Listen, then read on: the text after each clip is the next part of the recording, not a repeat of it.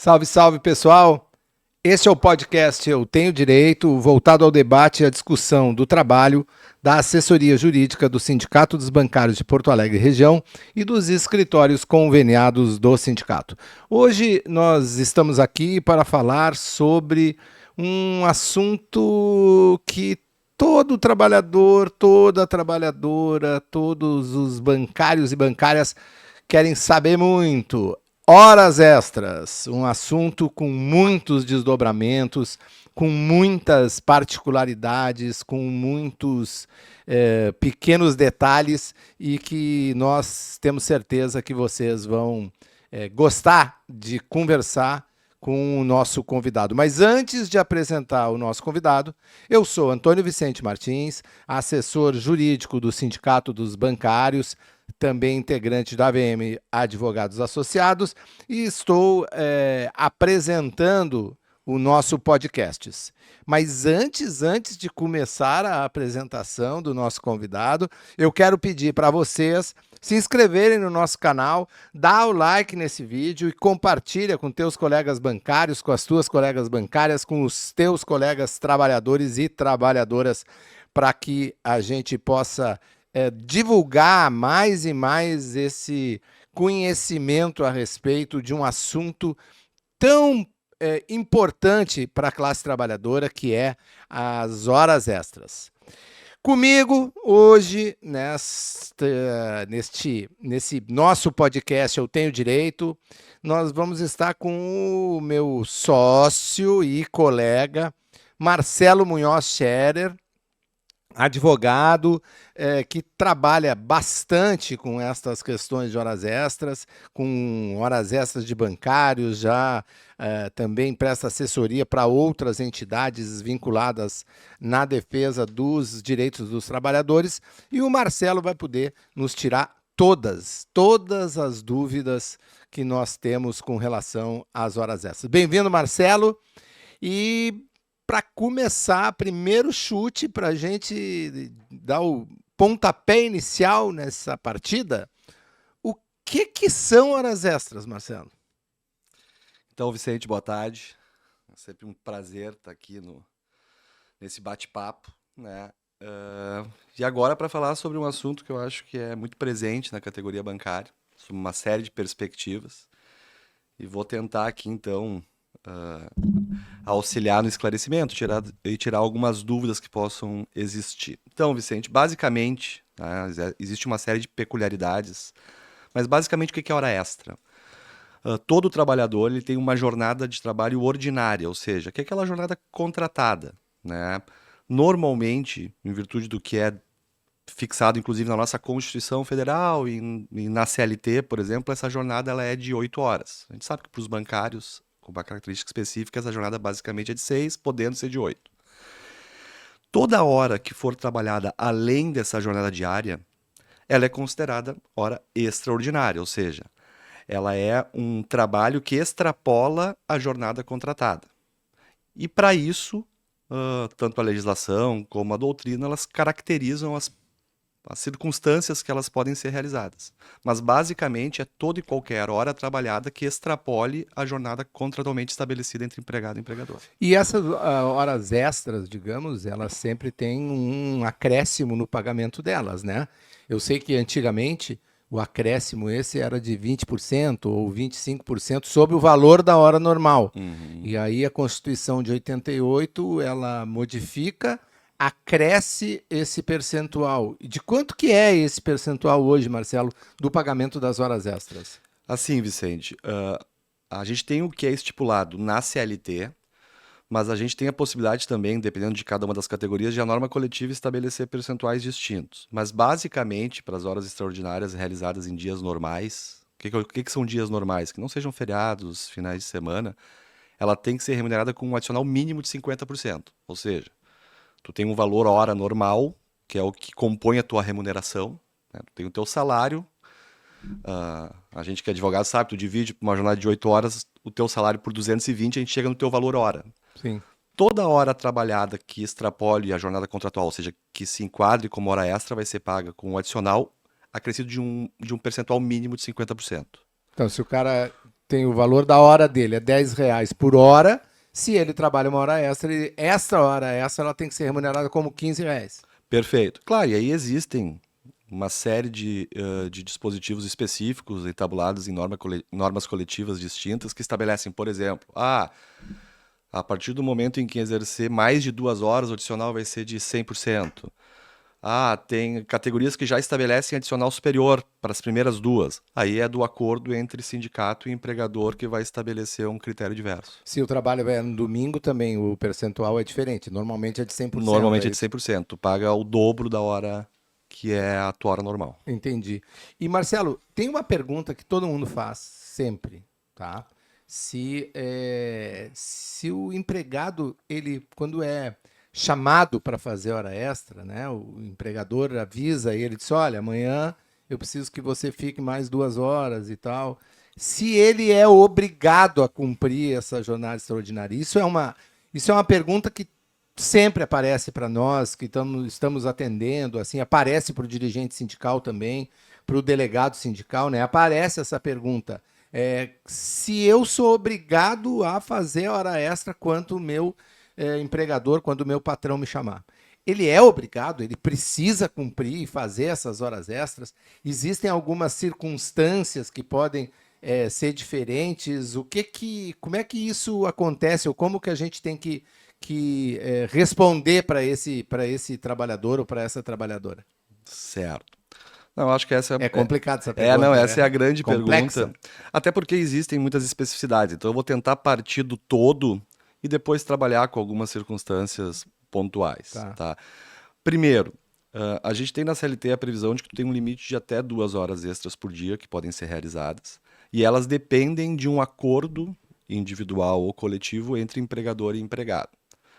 A partir do momento que tu estabelece a necessidade de um acordo, é que ambas as partes consensuem na realização daquele trabalho extraordinário. Então, há necessidade de que não seja apenas informado o empregado, e sim que ele seja chamado e concorde em realizar essas horas extras. Mesmo que seja verbalmente Mesmo que seja concordância. Isso. Há a possibilidade de tu fazer um acordo estendido. Por exemplo, quando tu é contratado, Vicente, já no teu contrato de trabalho ali existe a previsão de que tu aceita realizar horas extras. Quando for chamado. Isso. Então, isso já pode ser entendido como um acordo na fase inicial da tua relação de emprego. Por acordo coletivo, né, que muitas vezes é entabulado quando já se estabelece um banco de horas, por exemplo. Tu já tem ali as hipóteses de que as horas extras serão realizadas em algum momento, independente da vontade do empregado, existindo previsão de quando o empregado pode manifestar que não quer por algum tipo de impossibilidade. Mas a CLT também trabalha a ideia de uma excepcionalidade. Ela estabelece especificamente, se eu não me engano, no artigo 61, se eu não me engano, que quando tu tiver questões de força maior, aquelas excepcionalidades, um problema uma pandemia, que aí o empregador pode convocar independente da vontade do empregado, inclusive superando o teto de 2 horas extras diárias. Tá? Então, acho que estabelecendo esse plano básico... Quando também tiver no desenvolvimento de alguma atividade que não possa parar. E que se parar, isso vai gerar um prejuízo irreparável, digamos. Isso, até para facilitar a doutrina, ela até cita um exemplo de um padeiro que botou um pão no forno e o 5 minutos antes de acabar o o pão vai ficar pronto depois da jornada dele. Então, para finalizar aquela atividade, ele não tem como finalizar outro dia. Então, para isso, se justificaria a realização extraordinária. Gostei desse exemplo. É interessante. Mas aí também cabe estabelecer um conceito do que se tem como trabalho extraordinário, que é a ideia de que eu tenho uma demanda excepcional e não previsível. Para que a partir daí tu possa entender a licitude da jornada extraordinária. E eu te digo isso porque a gente tem um exemplo clássico, inclusive que hoje é até simulado pelo TST, que é a famosa pré-contratação de horas extras. Os bancários, por exemplo, têm certeza que sabem do que eu estou falando. Por ser uma jornada de 6 horas, em algum momento, alguns bancos optaram, quando precisavam de um empregado que trabalhasse 8 horas, ao invés de comissioná-los, né, por uma opção de gestão, eles resolviam dizer o seguinte: eu vou te pré-contratar 2 horas, ou seja, 2 horas por dia tu vai trabalhar e vai receber como extra. Na verdade, os bancos eles faziam essa opção para não contratar mais gente, porque na verdade eles precisavam contratar mais gente para trabalhar 6 horas. Então o que eles faziam era pré-contratavam esses trabalhadores. Então vamos lá, Eles precisavam de 4 trabalhadores. Cada trabalhador desses trabalhava 6 horas. Era mais barato para os bancos contratar 3 trabalhadores, pagando 2 horas extras fixas para esses 3 trabalhadores, onde eles atingiriam, portanto, 24 horas, né, no dia, digamos, e seria mais barato do que contratar os 4 trabalhadores. Então, por isso que eles faziam essa pré-contratação de horas extras. E o que os tribunais acabaram reconhecendo com essas pré-contratações? Que, por ser uma pré-contratação, por óbvio, desnatura o conceito extraordinário daquele De trabalho. hora extra. Ou seja, se não é extra, né, ou seja, a previsão legal é de que tu respeite o horário contratado, chegou no tribunal e de forma reiterada o tribunal passou a entender o seguinte, olha, aquilo na verdade é um salário e não é uma jornada extraordinária. Então tu passa a compor a remuneração do empregado e paga novamente aquelas 2 horas que eram trabalhadas. Que ele trabalhava 8, ele tinha que trabalhar 6. Perfeito. Então tu pega tudo que ele recebia, a jornada normal e mais as horas extras, considera tudo como salário normal e manda pagar 2 horas extras. Perfeito. Então ali é um julgamento bem paradigmático sob a perspectiva de o que é o trabalho extraordinário. E isso explica também, às vezes, que as pessoas às vezes começam a dizer assim, mas tem muita demanda trabalhista. Claro que tem demanda trabalhista, porque tem descumprimento da lei trabalhista. Perfeito. O empregador acaba tendo uma conduta, os bancos tinham uma conduta nessa pré-contratação de horas extras, que era uma conduta de fraudar a lei. É isso que eles faziam, né? E aqui E hoje eles alteraram isso, porque essa pré-contratação não acontece mais para bancário, Perfeito. né? O que é bem interessante, a gente até pode fazer um paralelismo depois com a questão do cargo de confiança, que a gente sabe que também é outra coisa desnaturada, porque é a conta de chegada. Eu quero um empregado de 8 horas. Sim. Por que eu digo que, no caso, o empregador ele sempre busca criar um procedimento que dê um aspecto de legalidade? Eles chegavam na justiça e diziam, tá aqui o acordo individual, queria fazer 2 horas. Ou seja, esses aspectos formais que são condicionantes, eles eram, em princípio, cumpridos. Mas, de fato, eles buscavam era burlar a origem, o núcleo da norma. E aí que o TST, então, diz, olha, mesmo tendo um acordo formal, que é, em princípio, um pressuposto que a legislação exige, tu está desnaturando o conceito de labor extraordinário. O TST, inclusive, na súmula, ele pressupõe que tem que ser contratada a pré-contratação no máximo em até, se eu não me engano, junto com a admissão, que chegou a acontecer, o que era impressionante. Tu era admitido, tu assinava um contrato de 6 horas e já assinava que ia fazer 2. Ou no máximo 60 dias. E o TSE não. Então tu não contratou para uma excepcionalidade, tu contratou com um empregado de 8 horas. Sim. E a partir dali, então, começou a se desenvolver essa tese e, de fato, esse estratagema diminuiu bastante. Hoje em dia, dificilmente tu vê a pré-contratação como era feita antigamente. Não, aqui no sindicato a gente não vê mais. Assim, essa pré-contratação, efetivamente, ela desapareceu. Até porque os tribunais acabaram se posicionando e apontando isso como ilegal. Mas, Marcelo, me diz uma coisa. Tá, ok. Então, isso é uma situação que ela descaracteriza. E eu sempre costumo dizer e conversar com os trabalhadores que a gente acaba atendendo, exatamente tentando caracterizar isso. É um pouco de senso comum. Às vezes a gente constrói assim um conceito de que o direito é muito complexo e tal, não sei o que. Não, é um pouco de senso comum. Hora extraordinária, hora extra, ela tem o caráter de ser extraordinário, de ser extra, de não ser previsível ou muito previsível. Ela tem que sair de uma questão que possa ser ordinária, que possa ser prevista, digamos. Hoje, a gente tem um debate bem importante na categoria, que é uma situação que ela exatamente entra nessa questão do extraordinário ou do ordinário, tá? Que é a seguinte: alguns empregadores, alguns bancos têm convocado os trabalhadores para que eles cheguem meia hora antes do horário de trabalho, tá? Uma vez por semana, 2 vezes por semana, para fazer uma reunião de preparação e tal, o que os modernos administradores chamam de briefing, né? Que nada mais é do que uma reunião de trabalho antes do horário de trabalho, certo? Bom, essa reunião, se ela tem um caráter de acontecer toda segunda e toda quinta-feira, tá?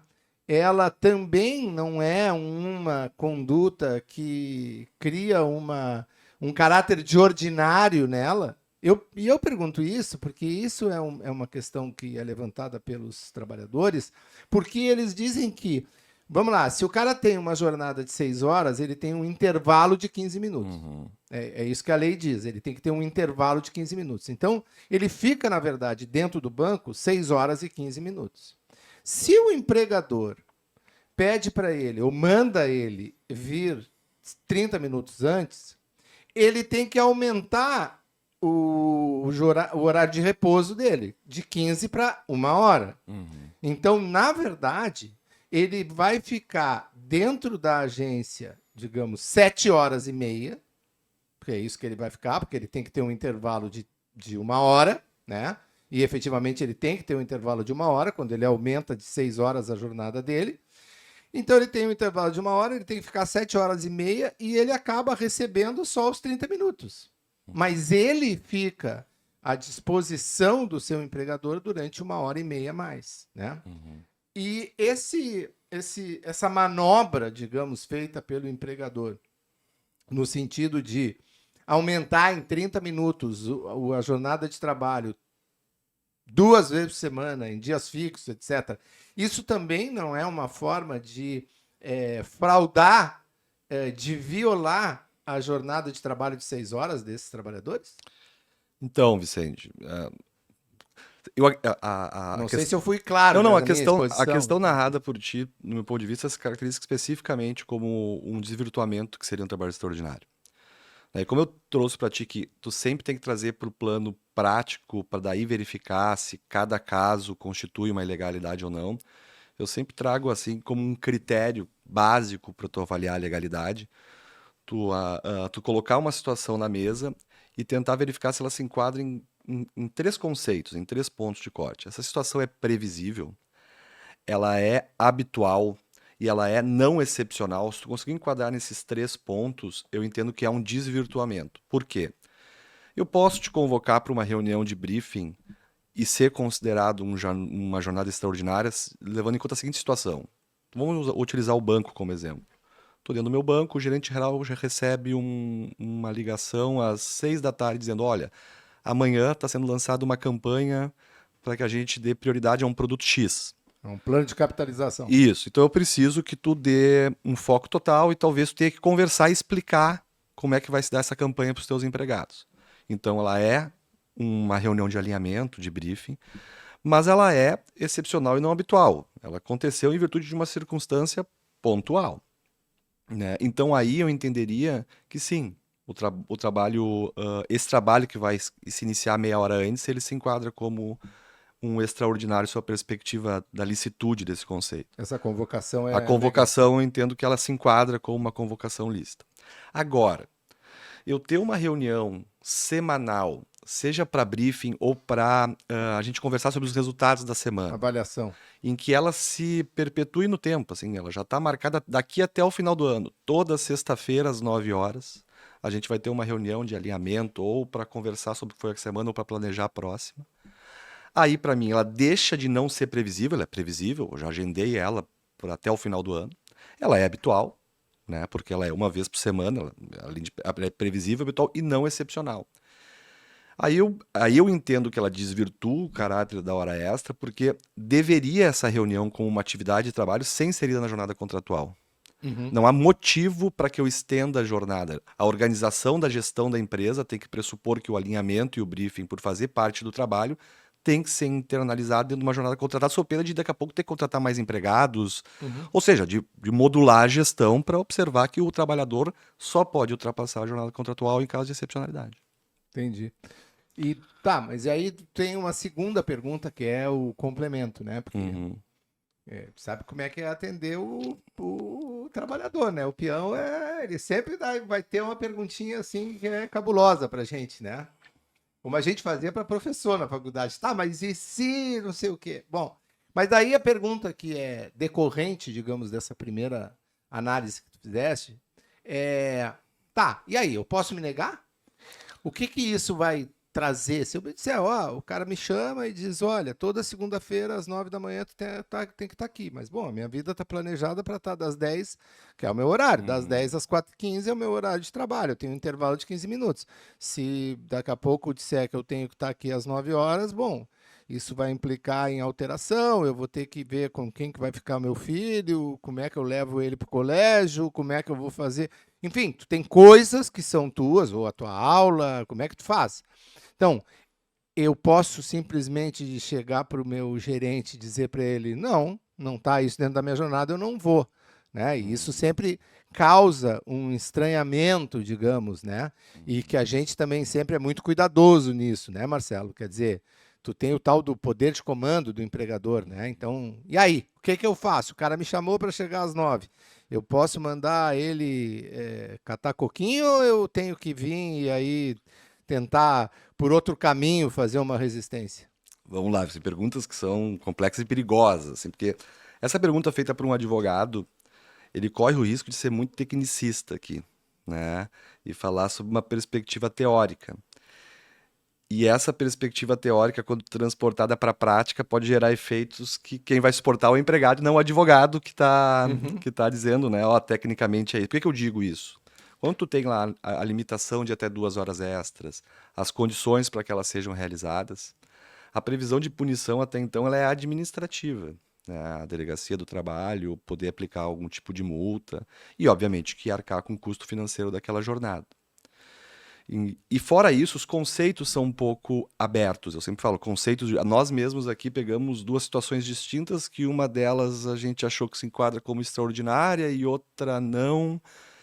Então, eu indicaria que qualquer movimento que se perceba como sendo um movimento estruturado para a realização de horas extras, como a gente falou, reunião marcada até o fim do ano, que se busque o sindicato para que se faça um movimento político no sentido de sustar essa questão e que num primeiro momento se tenha muito cuidado com o movimento As resistências individuais. isso, com movimentos individuais, Uhum. porque pode ser entendido que ao não realizar uma hora extra em virtude de uma, porque tu não realiza uma hora extra, tu realiza uma atividade que acarreta uma hora extra. Então tu não realizou aquela atividade, pode ser um ato de insubordinação que pode gerar punição.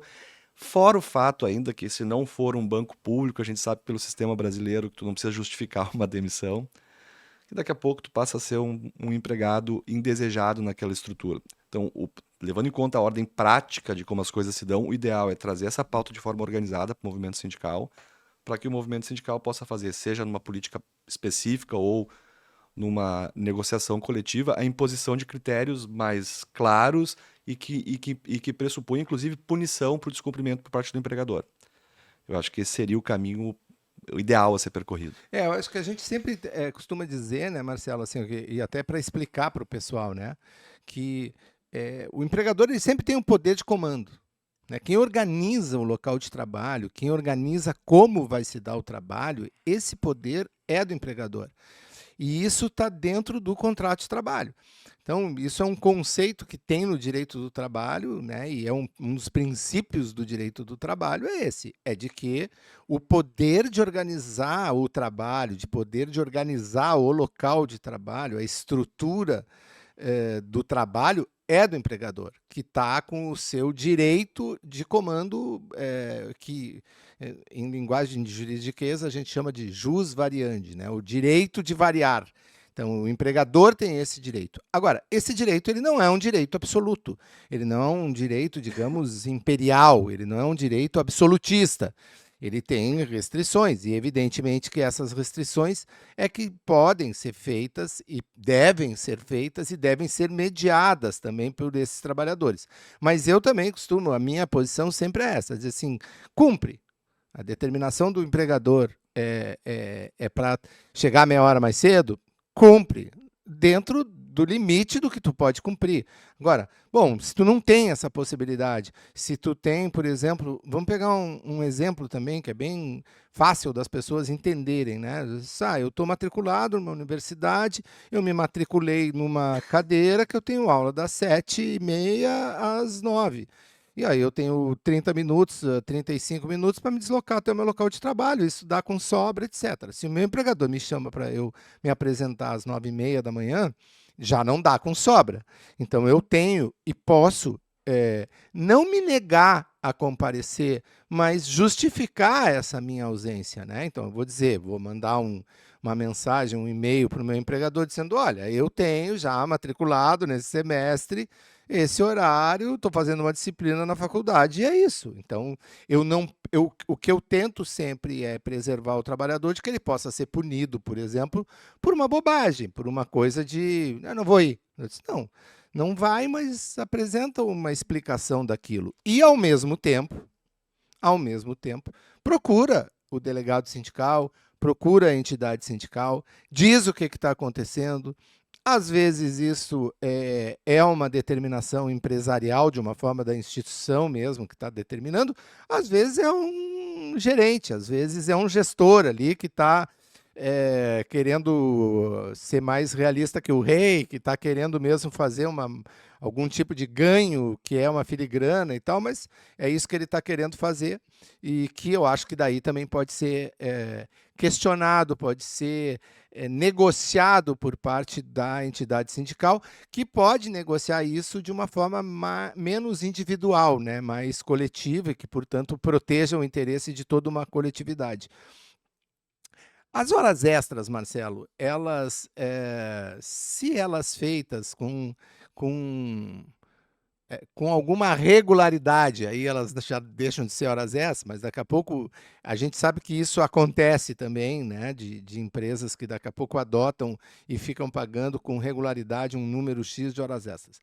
Essas horas extras são feitas e pagas por 1 ano, 2 anos, 3 anos, elas já não ficam incorporadas ao salário desse trabalhador, elas podem ser, daqui a pouco, ser suprimidas unilateralmente pelo empregador, e isso não causa um prejuízo financeiro para o trabalhador?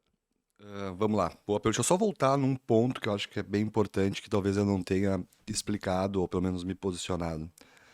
Eu acho que é perfeita a tua ponderação, Vicente, quando tu fala justifica a impossibilidade, porque a justificativa, ela impede a punição. Ou seja, porque pode haver ali uma disputa de entendimento. Tu chega lá e o cara diz, eu entendo que é excepcional. Tu vai dizer, não, eu entendo que não. E eu não cumprindo sem justificar, eu posso sofrer o ônus, que é ser punido com uma advertência, uma suspensão. Ao justificar, no mínimo, a punição tu elide, porque tu não foi porque tu tá justificando de fato a impossibilidade. E eu sempre brinco, e aí tu justifica, ou o cliente falou, cumpre e disputa por dentro. Começa a disputar, porque o importante é que a atividade sindical ela muda o modus operandi. É eu deixar de ser convocado. O não ir, depois de já ter sido convocado, eu trabalho com as justificativas que eu tiver em mãos ali, para evitar a punição. Então, acho que isso é bem importante. Mas vamos lá. Essa é uma questão também que a jurisprudência ela se deparou em virtude da categoria bancária, posso dizer, em grande parte. Porque, assim, num primeiro momento, Os bancos sempre gostaram muito de fazer hora extra, É, né? não, não, e muito pela questão da sétima e oitava hora, que de fato é 2 horas por dia, É, durante por muito tempo, quando fixas, tu né? discute a questão do enquadramento legal da jornada. Porque, em princípio, hora extra é verba precária que a gente fala. Ela Uhum. depende do cumprimento de uma condição. Ela não é habitual, ela não gera perspectiva de receber esse valor para sempre, Uhum. que poderia gerar o que a gente chama de estabilidade financeira, Uhum. né? De incorporar. De incorporar como uma verba previsível. Mas a jurisprudência reiteradamente, em alguns casos, seja bancário, ou em casos de fato, de pessoas que tinham aquela pré-contratação de horas extras e pararam de ter depois de muito tempo, chegou numa mediação. Né? Ela disse, não, realmente por ser precária eu não posso incorporá-la, mas eu vou criar uma indenização que amenize esse estágio de passagem, assim, de parei de receber hoje, pelo menos um período transitório, eu vou gerar uma indenização para esse empregado, para que a partir de certo momento ele possa adaptar a vida dele. E é um entendimento simulado, por exemplo, olha, eu vou pegar, faço a média das horas extras que ele recebe de forma habitual e crio um valor de remuneração e multiplico pelo número de anos que aquelas horas extras eram realizadas. Foram pagas. Isso, e crio uma indenização, que na verdade é uma mediação para eu criar um espaço de transição entre aquelas horas recebidas e o momento em que ele deixa de realizá-las. Por quê? É que nem o adicional de insalubridade, Vicente. Ele não deixa de ser salário e condição. Então, se eu deixei de ter a condição para recebê-lo, por mais que eu recebi por 20 anos, eu não incorporo a minha remuneração. O que eu posso, no máximo, é gerar uma verba de transição através dessa indenização. Sim, que é uma verba de que ele vai receber uma indenização pelo tempo que ele recebeu horas extras e que foram suprimidas a partir de um determinado momento. Perfeito, É isso. perfeito. Entendi. Eu acho que é uma polêmica que acontece, né? E que agora tem uma segunda novidade, né? Uma novidade que reaparece com força, Marcelo, na reforma trabalhista de 2017, que é o banco de horas, né? Que é uma novidade que já tinha previsão e tal, mas ela acabava não sendo muito praticada pelos empregadores, né? E que ela é adotada agora com força total, né? O que é o banco de horas? Em que condições que ele funciona?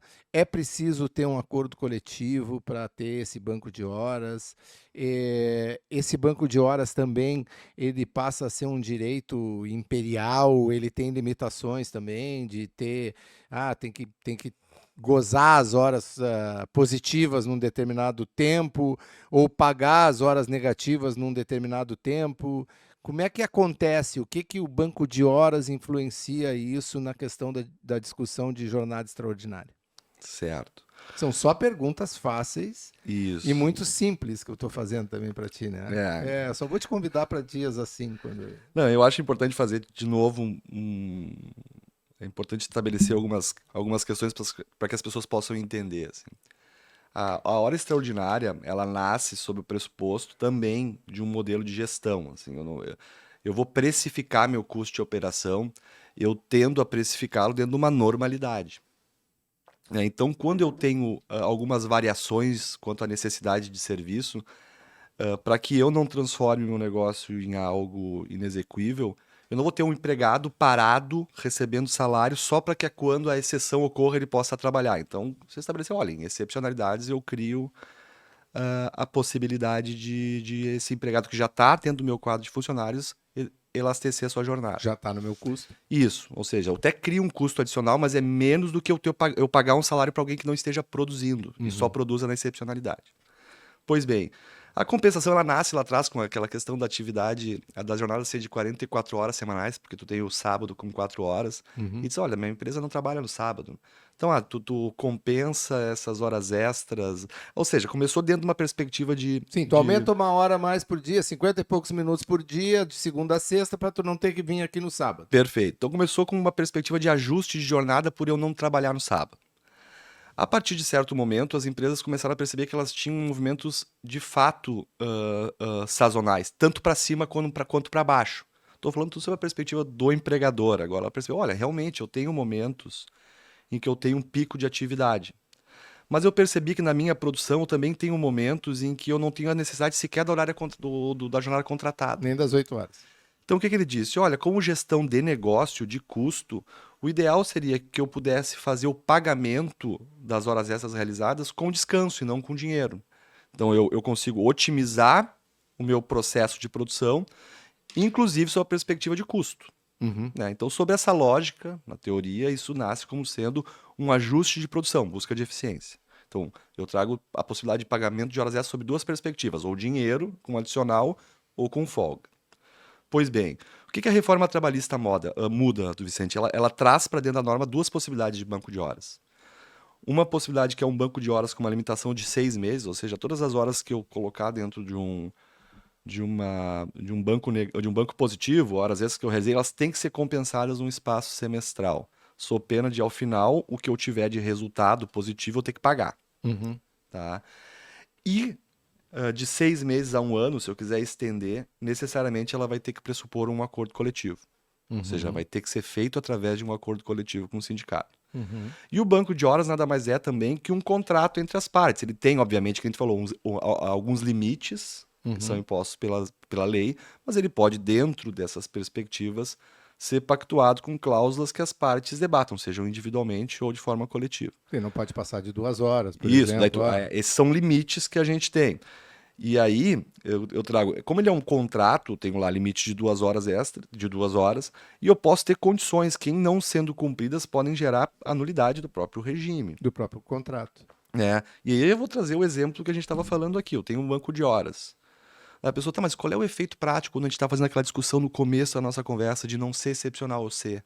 É só a multa administrativa que pode ocorrer? Eu digo, talvez, porque se esse banco de fato estiver utilizando um banco de horas como um mecanismo de gestão, ele corre um risco muito grande daquelas horas que ele está imaginando que vai compensar com folga serem consideradas ilícitas e, por via de consequência, não poderem ser. Não poderem ser, não poder ser utilizado o banco Terem de que ser horas. pagas, terem Isso que ser mesmo. pagas Aí eu financeiramente. posso ter, daqui a pouco, o sindicato entender por discutir, olha, aquelas 10 horas ali, elas não são excepcionais como o banco de horas prevê, logo elas têm que ser pagas. Então também tu pode trazer uma desconstrução do que foi, não do que foi pactuado, mas demonstrar que o que foi pactuado não está sendo cumprido e aquele benefício não pode ser utilizado. Tem uma regra na CLT que muitas vezes as pessoas as pessoas não conhecem, mas os advogados conhecem bem, é de que to- todos os atos praticados que visem a fraudar a própria CLT, eles são considerados nulos. Então, por exemplo, um banco de horas que ele for formalmente correto, todo certinho, bonitinho, mas que ele traz dentro dele uma conduta que é para fraudar, por exemplo, a jornada de trabalho de 6 horas dos bancários ou de 8 horas do trabalhador comum, ou seja, se eu estabelecer, olha, tu vai trabalhar todos os dias 1 hora a mais, e aí ao término dos 5 meses e 15 dias, tu vai ter uma folga de 10 dias para compensar. Diz, bom, tu não está fazendo um banco de horas, tu está, na verdade, estabelecendo um regime de compensação para fraudar exatamente o teu limite de 8 horas, né? Então, acho que isso é um ponto. E o outro ponto que eu acho também que o banco de horas ele traz, e que é um tema que é extremamente favorável ao empregador, é que ele faz uma previsão da troca do 1 por 1, né? Então, vamos lá. Se a minha hora extra vale 50% a mais do que a hora normal, no mínimo, quando eu trabalhar 1 hora a mais, eu vou compensar por 1 hora e meia também. E não é isso que acontece, porque o banco de horas ele troca a hora não a hora compensada, a hora folgada de fato, ele troca 1 por 1 normalmente, né? Normalmente o banco de horas prevê isso, ele prevê a troca do 1 por 1. Tá. Para encerrar, Marcelo, Só ou para eu pelo só não quero ser chato. Eu sempre digo, a gente parece chato, já passou desde 2017, mas sempre tem que dar uma cutucada na reforma trabalhista, né? Ela se diz que veio para modernizar. Por que que sob essa perspectiva ela também não incluiu dentro do regulamento do banco de horas essa compensação de 1 para 1,5? Não, contra isso ela não se preocupou, ela só se preocupou em dar uma liberdade para as partes iguais, né, Vicente? Empregado e empregador poderem é, discutir. é, E deixando o sindicato. frase carregada de ironia, Marcelo, É de verdade. sarcasmo. Deixando para o sindicato só períodos superiores a 6 meses. Então, de fato, aí traz um peso muito desigual, porque o sindicato vai ter que, dentro de uma negociação, eventualmente buscar o 1 para 1,5, quando a legislação já poderia estabelecer, porque a gente falou, é uma lógica. Se eu pago uma hora extra como sendo uma hora mais um adicional de 50%, o tempo a ser gozado como descanso deveria seguir a mesma lógica também. Mas para isso a reforma não foi moderna, digamos assim. Não, a reforma, na verdade, a reforma trabalhista, ela precariza e ela aponta para a precarização, e é isso mesmo que ela quer, é isso mesmo que ela defende. Ela defende uma precarização de direitos, e isso fica bem claro, né? E é evidente que ela não tem essa preocupação de modernizar. Porque eu acho que isso era um debate que a gente fez e fazia na época, assim, dizer assim, se nós vamos fazer um debate sério mesmo, tá ok, vamos fazer um debate sério mesmo. Vamos fazer um debate em que se possa fazer concessões e tal, se possa ter uma modernização, etc. Mas não, o que se estabeleceu foram formas de precarizar as relações de trabalho formais. É isso que se estabeleceu. O que se estabeleceu foram formas de redução de custos. É isso que se estabeleceu. Mas, enfim, nunca é tarde para que a gente retome também esse debate. Mas, Marcelo, a minha última pergunta, assim, que ela tá cheia de complexidade também, mas não, ela não é tão complexa assim, mas ela só traz um elemento que eu acho que é um elemento diferente, é um elemento interessante, e especialmente para nós, assim, que trabalhamos tanto com assessoria de sindicatos bancários teve muito isso. Hoje já tem uma outra situação, mas ainda assim, acho que essa coisa do trabalho dos aplicativos de WhatsApp, essas comunicações que muitas vezes se estendem, né? São duas perguntas. Agora estou falando aqui. Uma é se essa coisa de ficar respondendo mensagem de aplicativo do chefe e tal, se isso pode gerar hora extra e em que condições que isso pode gerar hora extra.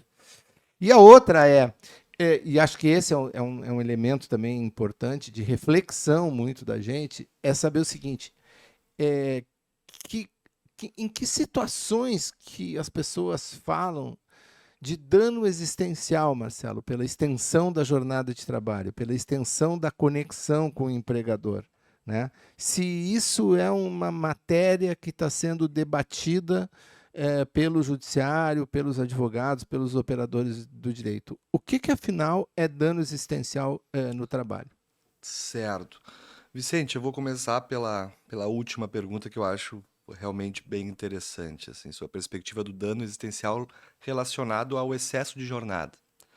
Porque dialogando com o que a gente já conversou aqui hoje, uma das perguntas a grande pergunta é qual a consequência da ilicitude de me exigir uma jornada extraordinária habitual e mais extensa do que o limite de 2 horas. Num primeiro momento, a consequência seria administrativamente uma multa. Mas o que se consolida? Assim, a jornada extraordinária, ela tem, obviamente, um vínculo com o contrato de trabalho, no sentido de estender e de gerar um eventual estafa do empregado, para gerar um benefício para o empregador. Só que o prejuízo do empregado, ele não acaba no contrato de trabalho. Ele não acaba em ele estar mais cansado do que normalmente ele estava. A jornada de 8 horas, ela não é criada ao léu, sem nenhum tipo de elemento que traga para essa jornada de 8 horas O limite. consequências e necessidades. Uhum. Ela prevê 8 horas porque ela prevê que o restante do tempo tem que ser dedicado ao cuidado com a saúde, tem que ser dedicado ao convívio familiar, tem que ser dedicado ao lazer, que na verdade são elementos de sociabilidade desse empregado, Ao descanso. desse cidadão, né? Então, quando a jurisprudência percebeu, em alguns casos específicos, trabalhadores que habitualmente trabalhavam 12, 13 horas por dia, ela entendeu que não bastava apenas condenar que aquelas horas fossem remuneradas. Ou seja, materialmente eu repor o tempo sob a perspectiva de dinheiro. Porque ela disse, olha, tem um outro prejuízo aí. E o tempo que ele deixou de passar com o filho, o tempo que ele deixou de ter lazer, que ele deixou de sociabilizar, que ele deixou de descansar, isso afetou a existência dele como um ser humano, Uhum. né? Então, a partir daí nasceu a ideia do conceito de dano existencial sobre a perspectiva de jornada habitualmente elastecida, né? E aí, obviamente, que são consequências subjetivas. Algumas vezes, tu conseguir fazer um nexo objetivo que alguma doença foi causada por isso, também é possível de ser indenizada. Mas o dano existencial pressupõe esse dano abstrato, que é a ausência desses elementos de sociabilidade, Uhum. tá, Vicente?